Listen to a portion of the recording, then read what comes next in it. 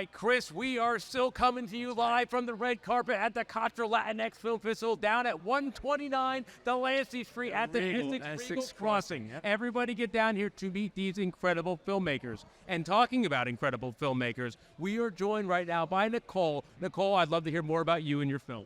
I am the producer on Carnivora. It's a genre film about family and the sacrifices we make for our family and how sometimes they can consume you. Yeah. I would say so many people out there watching can probably relate to that, where people do believe in family, do believe in sacrifice, and doing that. That's such an important tale that you're telling. Now, when you develop a story like this, you're the producer behind it. Did the writer approach you, the director? How did you get involved with getting this production moving? It was really amazing. I'm part of the Film Independent Project Involved, so it was a fellowship program, and the 6 of us got paired together. Our writers Latino, our directors Latino, our 2 lead actresses are sisters in real life. Our other lead actress, she's in her 80s and just still thriving as an actor. But a really great core group of people got together through the Film Independent Fellowship Program.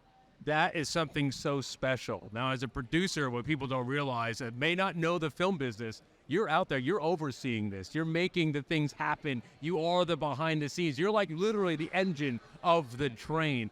When you're undertaking such a personal, real story, how does that feel as a producer? You know, and again, there's a lot of films out there that are just as important, that are, fun action movies, whatever they are. This is a real human story about perseverance and change and sacrifice. How does that feel as a producer to be responsible for that type of production? It was really amazing, and especially since it was a really close story to our writer and our director's hearts, and myself, as you said, a lot of Latino community members, we stay with our family, and this one is about one of the sisters leaves and one stays behind.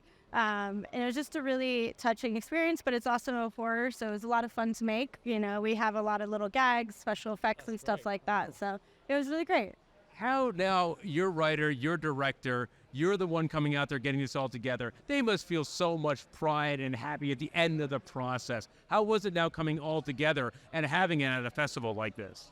Oh, it's so amazing. This is our New York premiere, so we're really excited. Sadly, they couldn't be here, but we've had some really great festivals that we've gone into together, and we're just all really excited to promote also Film Independent and what this fellowship can do.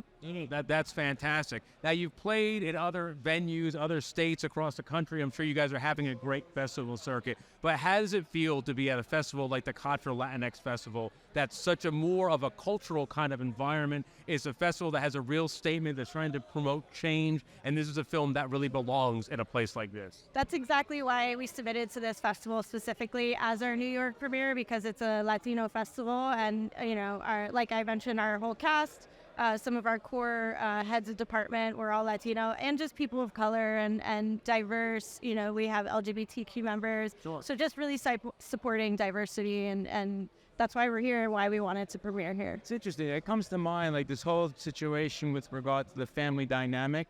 Years ago, people did live with their parents, and then the parents took care of the kid, full circle, the kid takes care of the parent. Is that something that you illustrate in this, where there was a time and we need to come back to that? You'll have to watch and see. I love it. Thank you. It is a little bit about generational trauma. Yeah. That was the best answer you could have gave. Chris, you're going to be there tomorrow. You're going to watch it, and you're going to ask more questions afterwards. That's the way to. Now, again, your writer, your director, your entire team, that's what a producer does. They're bringing people to the seats. You know what you're doing. I like it. How does it feel now? It's finally going to be that day tomorrow. Is there anticipation? Is there anxiety? Or are you just excited to share the story with the world tomorrow? Yeah, exactly that. We're just really excited to get it out in New York especially, and just to the Latino community here, and just share it with everybody. Awesome. Your team must have an amazing feel about it, because as a producer, you have this great laid-back feel to you. You can tell you know what you're doing, you're focused, but at the same time, you must have led a great troop of people around you. How was the environment on set? Did you have that kind of camaraderie on set? How was it making this film? Thank you for saying that. We do wear many hats, especially on a short film. You're doing lots of departments that you might not in a feature. But it was really great. It was so exciting, especially coming through this fellowship. It was a year long, so we really got to know each other, and coming into the festival run, we're just even closer than ever. And we had some amazing team members, and like that's what brought all this to life. Every hand that touches the film is what creates it. I So love how you have this voice for the community, but now you're speaking to millions of people. How would you like them to follow you? Any social media, anything? our director is Felipe Vargas. He is directing the upcoming Leprechaun film, so we're super excited. He's an amazing genre director. I'm Nicole Crespo on Instagram. And yeah, we don't have one for the film, but we're excited to celebrate the film in other ways. Nicole, celebrate the film. You should. I can't wait for tomorrow to check this out. Thank you so much for being a part of this podcast. Thank you for being part of this festival. And really, thank you for sharing the story with the community out there. It really is fantastic having you on. Thank you so much.